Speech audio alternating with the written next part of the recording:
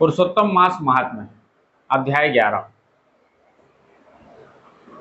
नारद जी बोले, सब मुनियों को भी जो दुष्कर कर्म है, ऐसा बड़ा भारी तप जो इस कुमारी ने किया, वह हे महामुनि हमसे सुनाइए। श्री नारायण बोले, अनंतर ऋषि कन्या ने भगवान शिव, शांत, पंचमुख सनातन महादेव को चिंतन करके परम दारुण तप आरंभ किया।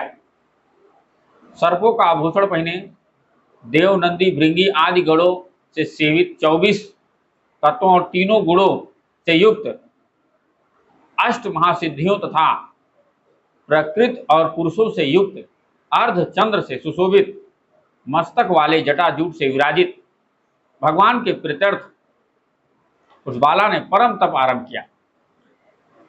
ग्रीष्म ऋतु के सूर्य होने पर पंचाग्नि के बीच में बैठकर, हेमंत और शिशिर ऋतुओं में ठंडे जल में बैठकर खुले हुए मुख वाली जल में खिले हुए कमल की तरह सुशोभित होने लगी। सिर के नीचे फैली हुई काली और नीली अलकों से ढकी हुई वह जल में ऐसी मालूम होने लगी जैसे कीचड़ की लता सिवारों के समूह से घिरी हुई हो। शीत के कारण नासिका से निकलती हुई शोभित धूम राशि इस तरह दिखाई देने लगी जैसे कमल से मकरंद पार करके भ्रमर पंक्ति जा रही हो। वर्षा काल में आसन से युक्त चौतरे पर बिना छाया के सोती थी और वह सुंदर गंग वाली प्रातः स्वयं धूमपान करके रहती थी। उस कन्या के इस प्रकार के कठिन तप को सुनकर इंद्र बहुत चिंतित हो गए। सब देवताओं से, दुधूर्षा और ऋषियों से स्पृहड़िया उस ऋषि कन्या के तप में लगे रहने पर, हे नृपनंदन, हे क्षत्रिय भूषण, 9000 वर्ष व्यतीत हो गए।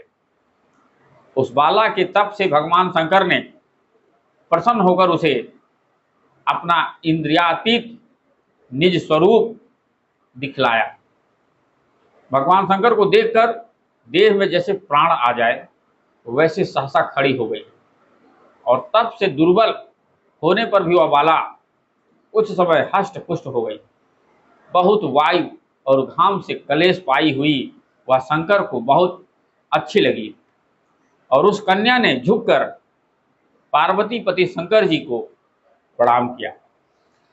उन विश्ववंदित भगवान का मानसिक उपचारों से पूजन करके और भक्ति युक्त चित्त से जगत के नाथ की स्तुति करने लगी। कन्या बोली, हे पार्वती प्रिय, हे प्राणनाथ, हे प्रभु, हे भर्ग, हे भूतेश, हे गौरीश, हे शंभो, हे सोम सूर्या अग्नि नेत्र, हे तमा, हे मेरे आधार, मुंड स्थित मालिन, आपको प्रणाम है।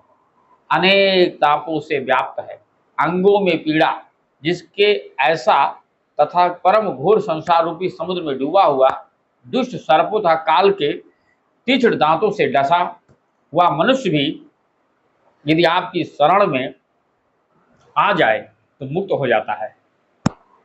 हे विभो, जिन आपने बाणासुर को अपनाया और मरी हुई अलग राजा की पत्नी को जिलाया, ऐसे आप हे दयानाथ, भूतेश, चंडीश, भव्य, भवत्राण, मृत्युंजय, प्राणनाथ, हे दक्ष प्रजापति के मख को ध्वंस करने वाले, हे समस्त शत्रुओं के नाशक, हे सदा भक्तों को संसार से छुड़ाने वाले, हे जन्म के हर्ता, हे प्रथम सृष्टि के कर्ता, हे प्राणनाथ, हे पाप के नाश करने वाले, आपको नमस्कार है। अपने सेवकों की रक्षा कीजिए। हे नृप, बड़ी भागवती मेधावी की तपस्विनी कन्या इस प्रकार मन से और वाणी से शंकर की स्तुति करके चुप हो गई। श्री कृष्ण बोले, कन्या द्वारा की हुई स्तुति सुनकर और उसके किए हुए उग्र तप से प्रसन्न मुख कमल सदाशिव कन्या से बोले, हे तपस्विनी, तेरा कल्याण हो। तेरे मन में जो अभीष्ट हो वह वर तू मांग। हे महाभागे, मैं प्रसन्न हूँ, तू खेद मत कर। ऐसा भगवान शंकर का वचन सुन वह कुमारी अत्यंत आनंद को प्राप्त हुई। और हे राजन, प्रसन्न हुए सदाशिव से बोली, कन्या बोली, हे दीनानाथ, हे दया सिंधु, यदि आप मेरे ऊपर प्रसन्न हैं तो हे प्रभु, मेरी कामना पूर्ण करने में देर न करें। हे महादेव, मुझको पति दीजिए, पति दीजिए, पति दीजिए। मैं पति चाहती हूँ, पति दीजिए। मैंने हृदय में और कुछ नहीं सोचा है। वह ऋषि कन्या इस प्रकार महादेव से कहकर चुप हो गई। तब यह सुनकर महादेव जी उससे बोले, शिव बोले, हे मुनि कन्या, तूने जैसा अपने मुख से कहा है वैसा ही होगा, क्योंकि तूने 5 बार पति मांगा है। अतः हे सुंदरी, तेरे 5 पति होंगे, और वे 5 वीर, सर्वधर्मवेत्ता, सज्जन, सत्य पराक्रमी, यज्ञ करने वाले, अपने गुणों से प्रसिद्ध, सत्य प्रसिद्ध, जितेंद्रिय, तेरा मुख देखने वाले सभी क्षत्रिय और गुणवान होंगे। श्री कृष्ण बोले, ना तो अधिक प्रिय, ना तो अधिक अप्रिय। ऐसे महादेव के वचन को सुनकर बोलने में चतुर कन्या झुककर बोली, बाला बोली, हे गिरिजाकांत सदाशिव, संसार में एक स्त्री का एक ही पति होता है। अतः 5 पति का वर देकर लोक में मेरी हंसी न कराई। एक स्त्री 5 पति वाली ना देखी गई है और ना सुनी गई है। हाँ, एक पुरुष की 5 स्त्रियां तो हो सकती हैं। हे शंभो, हे कृपानिधे, आपकी सेविका मैं 5 पतियों वाली कैसे हो सकती हूँ? आपको मेरे लिए ऐसा कहना उचित नहीं। आपकी सेविका होने के कारण जो लज्जा मुझे हो रही है वह आप अपने को ही समझिए। कन्या का यह वचन सुनकर शंकर जी पुनः उससे बोले, शंकर जी बोले, हे भीरू, इस जन्म में तुझे पति सुख नहीं मिलेगा। दूसरे जन्म में जब तू तपोबल से बिना योनि के उत्पन्न होगी, तब पति सुख को भोग कर अनंतर परम पद को प्राप्त होगी। क्योंकि मेरी प्रिय मूर्ति दुर्वासा का तूने पहले अपमान किया है। हे सुब्रु, वह दुर्वासा यदि क्रोध करे तो तीनों भुवनों को जला सकते हैं। सो तूने अभिमानवश ब्रह्म तेज का मर्दन किया है। जिस अधिमास को भगवान कृष्ण ने अपना ऐश्वर्य दे दिया, उस भगवान के प्रिय पुरुषोत्तम मास का व्रत तूने नहीं किया। मैं ब्रह्मा आदि से लेकर सब देवता, नारद आदि से लेकर सब तपस्वी जिसकी आज्ञा सदा मानते चले आए हैं, हे बाले, उसकी आज्ञा का कौन उल्लंघन करता है? लोक पूजित पुरुषोत्तम मास की दुर्वासा की आज्ञा से तूने पूजा नहीं की। हे मूढ़े, द्विज आत्मजे, इसीलिए तेरे 5 पति होंगे। हे बाले, पुरुषोत्तम के अनादर करने से अब अन्यथा नहीं हो सकता है।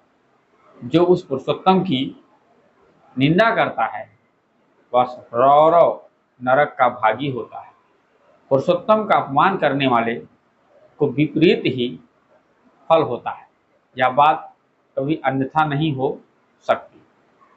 पुरुषोत्तम के जो भक्त हैं वे पुत्र, पौत्र और धन वाले होते हैं, और वे इस लोक को तथा परलोक की सिद्धि को प्राप्त हुए हैं, प्राप्त होंगे और प्राप्त हो रहे हैं।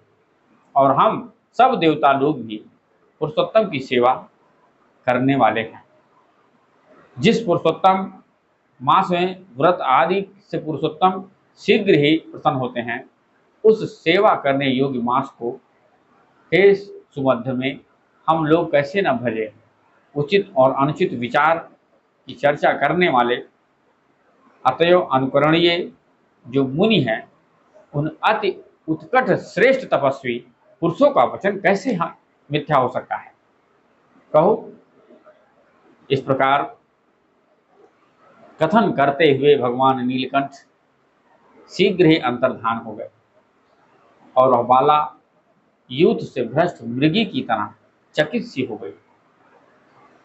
सूत जी बोले, हे मुनीश, रेखा सदृश चंद्रमा से युक्त मस्तक वाले सदाशिव जब उत्तर दिशा के प्रति चले गए तब वृतासुर को मार कर जैसे इंद्र को चिंता हुई थी, उसी प्रकार मुनिराज की कन्या को चिंता बाधा करने लगी।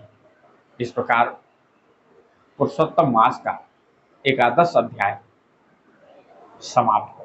प्रेम से बोलो जय जय श्री हरि।